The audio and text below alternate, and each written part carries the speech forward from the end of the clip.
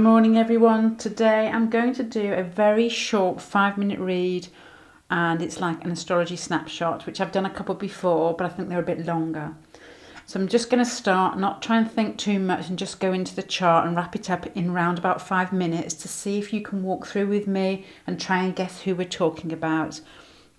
My sister's printed out the chart, so I've got it next to me with no name. The name is under here. So I keep looking at it and running upstairs and going, tell me who it is. You're coming up to tell me.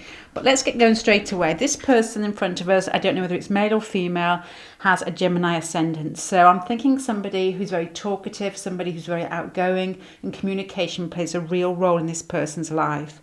Their ascendant ruler actually sits in their 6th house. So straight away I'm thinking of somebody that is Mercury in Scorpio, quite penetrative in the way that they think. They like to research, they like to know, and they are very interested in service, so that they will dig and delve and put a lot of work and effort into it, and hopefully bring it forward for other people to use in some way. And the sun shines in the 6th again, excuse me, right next to this Mercury in Scorpio. So I'm thinking of research, words, writer, somebody who likes to, excuse me, I'm going to cough.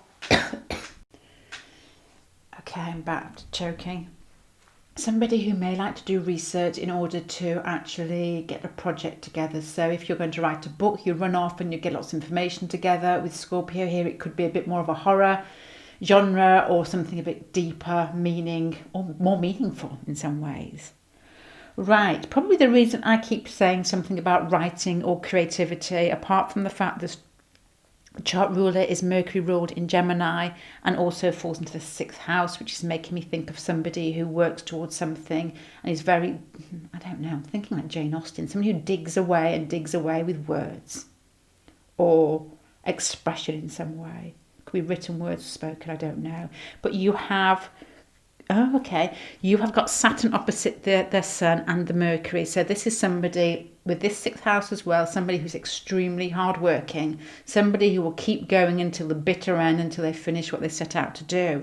But you also have Neptune on the descendant, which makes me think of creativity, of being slightly disillusioned in some way. And the people with Neptune on the descendant are very good at living life in a different lane that is a bit more dreamy, and also in a negative way can also tell themselves great porcupines and actually believe them, which is extremely good for creativity and extremely good for Channel 4 plays, but not very good to live with. It's really hard to live with.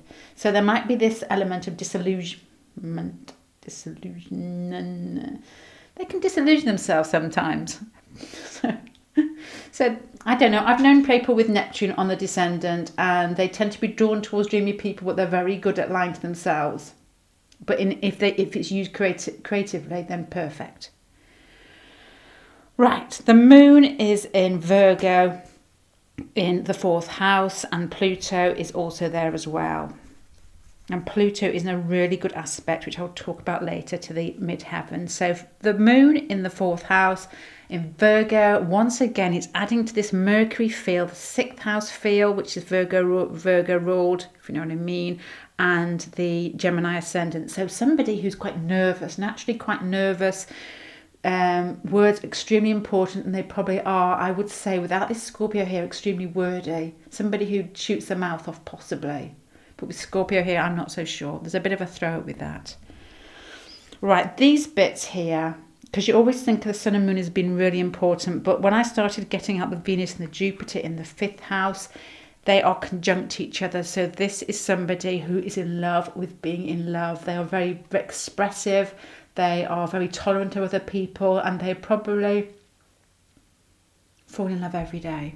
In big style. Somebody who expresses it really. It's not somebody who lies. It's, I don't know. This is a bit of a throw up. It's somebody, I always think Jupiter is very truthful. When they fall in love, they tell the person. So even if there's somebody else on the scene, they will normally say it. I've met somebody who I'm more attracted to. But with this Neptune here, not sure. But somebody who has a real dramatic flair with regards to love and creativity. So I'm getting a real sort of playing with words and communication and a creative feel again. Uranus, I'm just going to be a bit rude and just stick that in the 5th house as well to add to that 5th house feeling of creativity. So there's a real different flair with this, because this person also has, I'm going to shift on a planet here, Mars up here, which is the apex of a T-square. And this T-square involves the Mercury and the Sun, the 6th, and Saturn. So once again, this really strong feeling of channeling extreme hard work, something to do with service, something to do with words and communication, and it comes out in a really dramatic, not dramatic, eccentric air, because Mars is in Aquarius. I'm not sure which house it's right on the cusp. So if it's 9th house, it would be expressing it towards like a group of people, or pushing people's boundaries. If it's the 8th house, it's going to go more towards this 6th house Scorpio feel of research and being a bit more internal, like a psychiatry or psychoanalyst or something like that. Right, the last thing I'm going to put in my 5-minute squash is Pluto is going to go into the 4th house with the moon, with this person, I think the Dalai Lama, with this importance in the 4th house of somebody who's very proud of their home, and it has a real effect on them, and it's more in a positive way. And like, who was that guy's Kanye West, who was more of he put in his home life and his interest in his dad's porn collection into his work, and he said in his own words, because he had Pluto in the 4th. Now this person's got a really good aspect to the Pluto in the 4th, to their Mars here.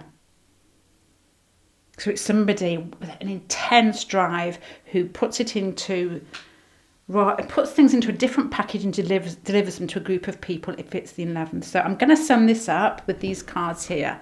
5 minutes, have I done? Right, so this is somebody with a huge, intense drive, a very driven person who has a real, their life will be led by a need to communicate, the way that they play with words, and I don't know whether they're spoken or written or sung in some way, because creativity is huge here. But words are very important, and this person's ability to use their drive and just keep going is honestly like this. Can you see this? It's makes it sound really important. Can you see it? It's like this goat on top of the hill. It's somebody who just never stop working, doesn't mind working on their own, dig and dig and dig until they get what they want. And there's the drive with the Chariot. There's the Knight of Pentacles, who is a real observant of the details within speech, written words. Six of Pentacles, the ability to give, the ability to keep giving, the ability to be of service, and the liking routine. And all this is basically creativity, huge creativity, and a real creative flair that is channeled through hard work and put with an eccentric tinge on it. But there's a real illusion here as well. So I'm thinking somebody who writes, and I'm thinking of this Virgo, like a Jane Austen type of character, but actually writes and makes a bit of a punch in society with this 11th house Mars in Aquarius. So it's somebody who changes views and pushes boundaries if it's in the 9th house, but Aquarius is still pushing. So to sum this person up is somebody creative, wordy, penetrative, I can't say that, an insight into other realms. Yeah, somebody just come in. Okay, I'm going to finish there and let's see who it is. So what did I write at the end of my notes here? I've put driven, hardworking, imaginative, communicative, psychiatrist, therapist, poet, mental anxiety, possibly with all that Mercury in there. Not so much mental anxiety, but all that Mercury and the Neptune here, mental illusions. Let's find out who it is.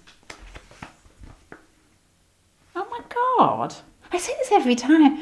Matthew McConaughey. Matthew McConaughey. I did not expect that every time. I don't know anything about this man.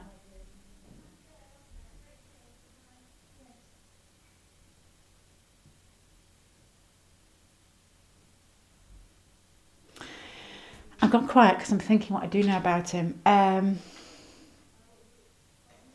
I need to find out more about him. I'm thinking Dallas Buyers Club, and I'm thinking, is that the guy out of that who is fantastic if it is? I'm thinking of, this is very sort of film, creativity, but this can go in any way, can't it? I mean, and I know that he's quite philosophical, and I know there's a couple of quotes on him on the internet with him being very philosophical, and I wonder why that's why my family have chosen him. Right, I am going to have to dig and delve and come back on that one and find out some more about him because I don't know much about him. But what I'm expecting to find is something to do, he does more to do with words than just acting. I'm thinking, I don't know. They always get me. And then I'm so interested and I go and have a slight obsessive rumbling around. I'm trying to find out more information about them. So I'm going to come back to you on that one. So I'm expecting to find that he's extremely hardworking. There's got to be more play on words than just acting because these words are going to come out of him rather than him just repeating them. He's got to have a real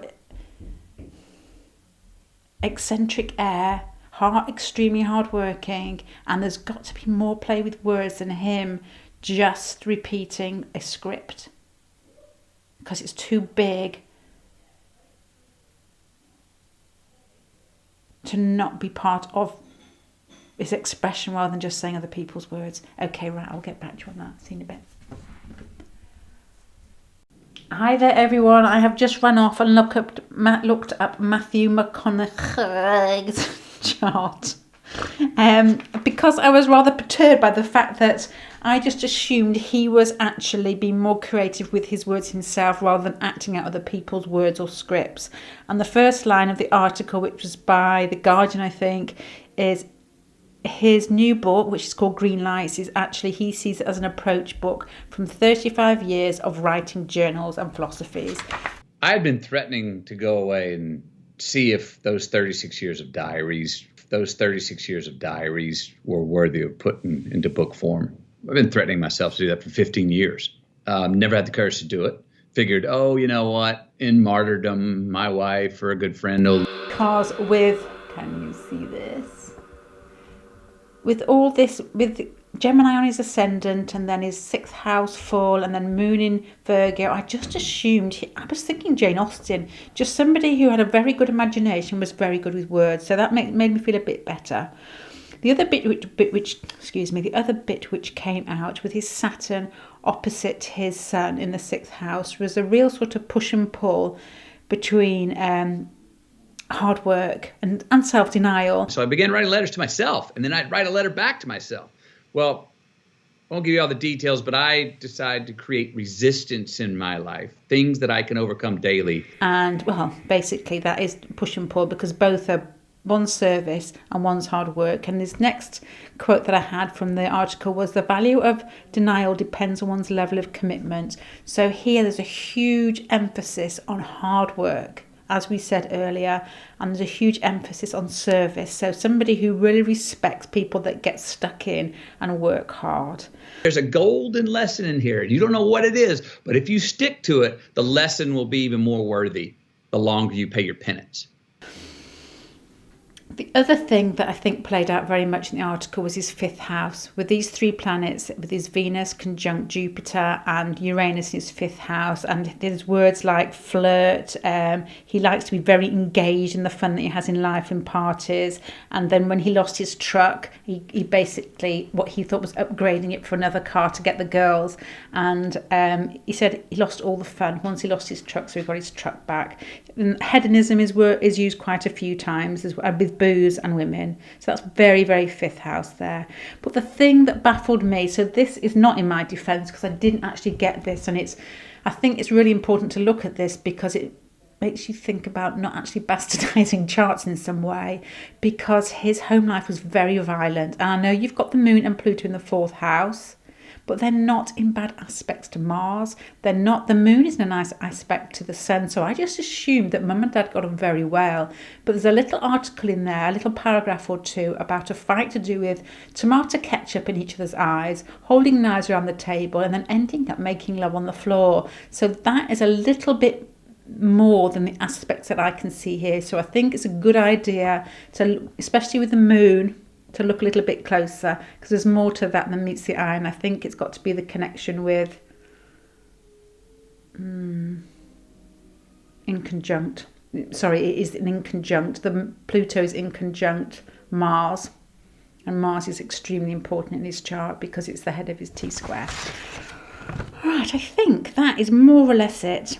There's lots of words, very fifth house words, like when he went on a foreign exchange to Sydney, his response was sounds adventure and sounds wild and sounds like fun. Very fifth house there. And lots of extremes there as well. Another quote which stuck out was, form good habits and become their slave. And he was very good at seeking or using self-discipline. He was a vegetarian and he practiced abstinence for a while. So he really swings between fifth house and the Saturn and then the Mars as well. Because the Mars in Aquarius here, there was a little sort of, I don't want to go too much detail into it, because he had a dream about floating down the Amazon River and some sexual response to something and people watching. And then later on, probably years later, he actually outplayed and then he realised it was quite a prophetic dream. So there's a spiritual with Neptune here. It's a real combination of daydreamy, spiritual, fun, outgoing, and hard work. So a really interesting chart. Every time I do these charts, I become slightly, I'm going to say obsessed. And my sister's going to read the book now, actually, so she can give us some more. So it's just a little look into people, and people are just so fascinating. Or is that just me? I just find everybody so fascinating. Once you see what makes people work and how we all try and play with energy, to me is the most interesting thing. So anyway, there's Matthew McConaughey, however you say his name. Sorry, Matthew. There you go. So a real man of two halves there. Fun, hard work, extreme hard work. Right. Thank you very much for listening, and I hope to see you again. Bye. One departing note, just to leave with Matthew McConaughey's chart, I think I can say it now, was his Mars in Uranus obviously gives him this feeling of needing to know the truth. It's very much something that is quite different. Like Elon Musk has a real, I think it could be a T-square to Mars also, and it's basically, it's forward thinking and it's wanting to know how things work and how to change the world in some way, which very much comes out in his interviews, not Elon Musk's, in Matthew McConaughey's interviews, and that combined with his Saturn being the handle of the shape of his chart, is a determination, hard work, and needing to know the truth, and he does it with a fifth house, a real sort of impassioned way, and communicating, and when he talks, he has that Virgo air and that Gemini air of being able to use words well, enjoying his words, and also being quite detailed, but combined with Neptune is a real air of fantasy about it. So he can tell a fantastic story. Right, okay. This has actually got me looking at this man, and I'm really interested in him. I can even see the shape of his face, just looks like Gemini. And I've never noticed it before, especially when he's got his glasses on in his interviews, his long nose and his slimmer face. To me, it just looks Gemini to me. You know, I've never noticed that before.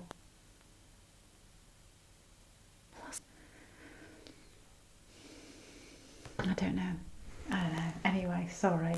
Musings of a mad mind going on here. People just fascinate me, and the way that we express ourselves and the way that we can choose out the best or the worst parts of ourselves, never ceases to amaze me. And then when I look at somebody's chart, I just can't, I'm like a dog with a bone. I just keep finding out more and more about them and how they I don't know, but how they live their energies.